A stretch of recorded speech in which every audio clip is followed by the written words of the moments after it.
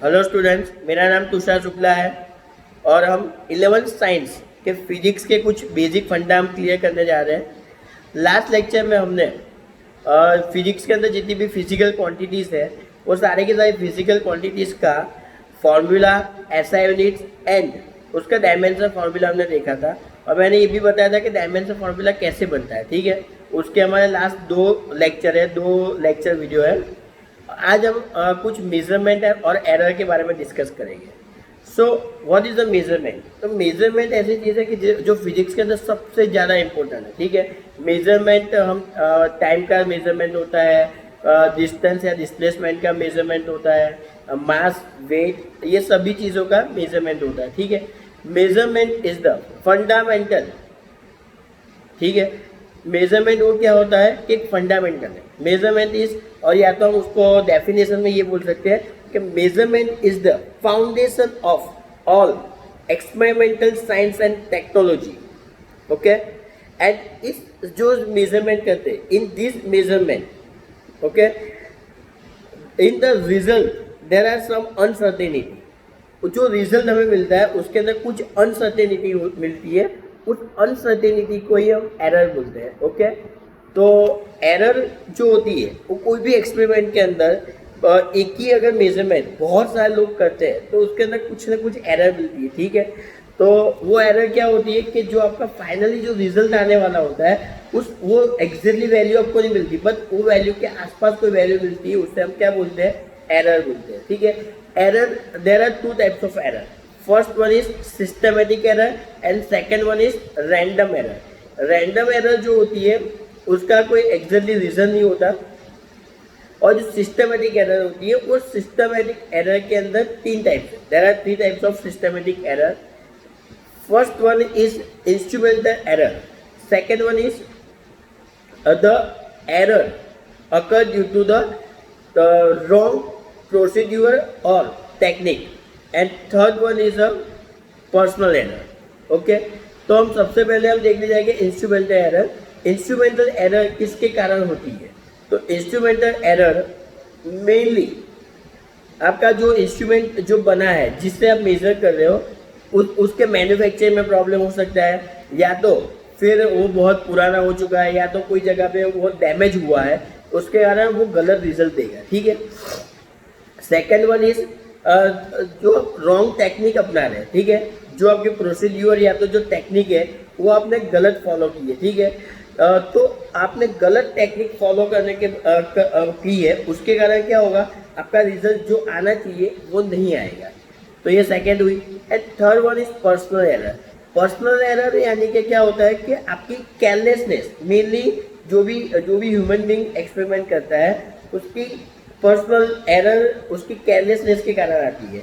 या तो वो कोई चीज़ गलत तरीके से करती है, या तो अच्छे से केयर नहीं रखता वो एक्सपेरिमेंट करने में, उसके कारण आ जाती है। ठीक है, और ये तीनों एरर की कॉम्बिनेशन या तो कुछ अलग तरीके की जो एरर आती है वो रैंडम एरर होती है। ठीक है, अब मैं आपको ये उसका फ्लो बता देता हूँ एरर। ठीक है, तो एरर के अंदर systematic errors and random errors. अब सिस्टमेटिक एरर का तीन टाइप है: instrumental error, imperfection in experimental technique और procedure, and third one is personal error. ठीक है, अब ये सारी की सारी आपने एरर पढ़ तो ली, बट ये ज़्यादा इंपॉर्टेंट नहीं। हमारे फिजिक्स के अंदर सबसे ज़्यादा इंपॉर्टेंट प्रेजेंटेशन ऑफ एरर, यानी कि उस एरर को आप किस तरीके से प्रेजेंट करते हो। So we can represent the error in three ways. First one is absolute error, second one is relative error, and third one is percentage error. अब ये सारे की डेफिनेशन हमारे लिए ज़्यादा इंपॉर्टेंट नहीं है, मेन इसकी एप्लीकेशन इंपॉर्टेंट है। तो इसकी डेफिनेशन में जाओ या तो कुछ मैं आपको थियरिकल समझाऊँ, उससे अच्छे एक एग्जाम्पल हम लेते हैं। उस एग्जाम्पल से ये सारी की सारी एरर आपको बहुत अच्छे से पता चल जाएगी। सबसे पहले एक हमें एग्जाम्पल लेना है। Students measure period of oscillation of a simple pendulum, यानी कि एक सिंपल पेंडुलम है उसके ऑसिलेशन का कुछ मेजरमेंट हो रहा है, और कुछ 5 स्टूडेंट मिलके इस एक्सपेरिमेंट कर रहे हैं, और हर एक स्टूडेंट का जो टाइम पीरियड आ रहा है वो अलग अलग आ रहा है। ठीक है, तो एक स्टूडेंट का जो टाइम आ रहा है सेम पेंडुलम है, मतलब एक स्टूडेंट का जो टाइम आया वो T1 is equal to 2.63 second है। Second student T2 is equal to 2.56 second, T3 is equal to यानी कि थर्ड स्टूडेंट का 2.42 second, fourth student T4 is equal to 2.71 second and fifth student T5 is equal to 2.80 second. अब हमें क्या करना है, देखो सबसे पहले जितनी भी एरर है उसका एवरेज निकालना है। तो एवरेज निकालना तो हमें सबको आता ही है, ठीक है, बचपन से पढ़े हैं। So capital T is equal to क्या होगा, T1 plus T2 plus T3 plus T4 plus T5 upon 5, ठीक है। अब जितनी भी वैल्यू है वो सबका एडिशन करो और डिवाइड बाई 5 करो, तो 2.63 plus 2.56 plus 2.42 plus 2.71 plus 2.80 divide by 5 करोगे तो आपको आंसर क्या आएगा, 2.62 सेकेंड। यानी कि सबका एवरेज क्या है, 2.62 सेकेंड। और इस वैल्यू को हम, इस वैल्यू जो है उसको हम एक्यूरेसी मान सकते हैं, ठीक है। ये वैल्यू हमें एवरेज मिली, जितना भी टाइम पीरियड सब लोगों ने जो निकाला था उसका एवरेज क्या मिला, 2.62 सेकेंड। अब हमें सेकेंड स्टेप एवरेज निकालना बहुत इजी है, तो ये तो आप कर सकते हो। सेकेंड स्टेप है आपको delta T1, delta T2, delta T3, delta T4, delta T5 find करना है।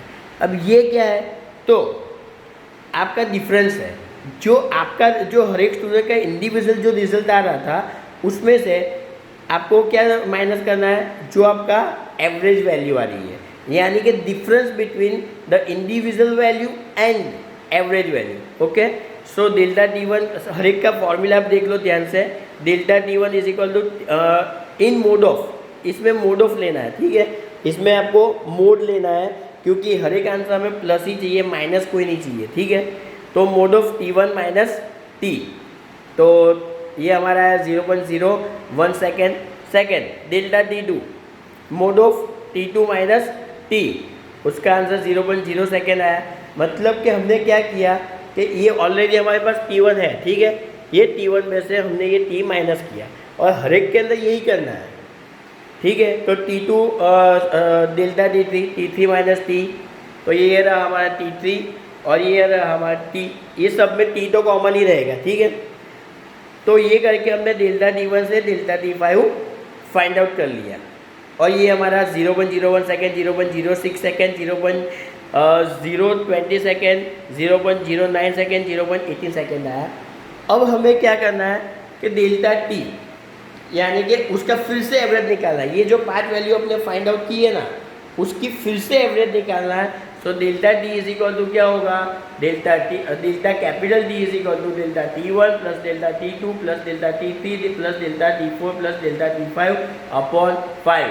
तो ये सारा का आपने एवरेज निकाला, तो एवरेज कितना मिला, 0.11 सेकेंड।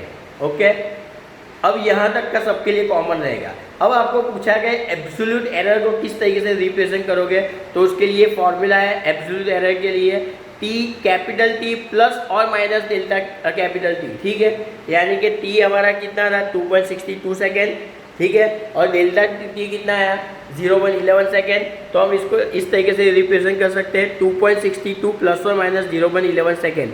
इसका मीनिंग ये होता है कि आपका एवरेज वैल्यू 2.62 है और उसके अंदर एरर होने के चांसेस प्लस और माइनस 0.11 है, ठीक है। यानी कि 0.11 प्लस भी हो सकता है, माइनस भी हो सकता है। रिलेटिव एरर, उसका फॉर्मूला है डेल्टा T अपॉन T, यानी कि डेल्टा T हमारा कितना आया, 0.11 सेकेंड और T कितना आया, 2.62, यानी कि 0.11 अपॉन 2.62 इज इक्वल टू कितना है, 0.04 सेकेंड। यानी कि रिलेटिव एरर कितनी आई, ठीक है। रिलेटिव एरर यानी कि इसके जो हमारी एवरेज वैल्यू आ रही है उसके रिलेट करके अगर हम वैल्यू निकालेंगे तो 0.04 सेकेंड आएगी। Third one is percentage error, बहुत ईजी है, delta T upon T into 100 यानी कि 4%। ओके, और उसको इस तरीके से भी रिप्रेजेंट कर सकते हैं 2.62 सेकेंड प्लस और माइनस 4%, यानी कि 2.62 आंसर आ रहा है, उसके अंदर प्लस और माइनस 4% एरर की संभावना है, ठीक है। यहाँ पे मैंने टाइम का एग्जांपल लेके किया, पर अलग अलग एग्जांपल में अलग अलग चीज़ें, अलग अलग फिजिकल क्वांटिटी आएगी। तो करंट आएगा तो करंट के अंदर T की जगह पे I यूज़ करना होगा, किसी के अंदर मास आएगा तो T की जगह पे M यूज़ करना होगा। तो आपको रट्टा नहीं मान लेना है कि ये T ही आएगा, T की जगह पे कुछ भी आ सकता है, ठीक है। तो आज का ये जो सेशन यहीं पे ख़त्म हो रहा है।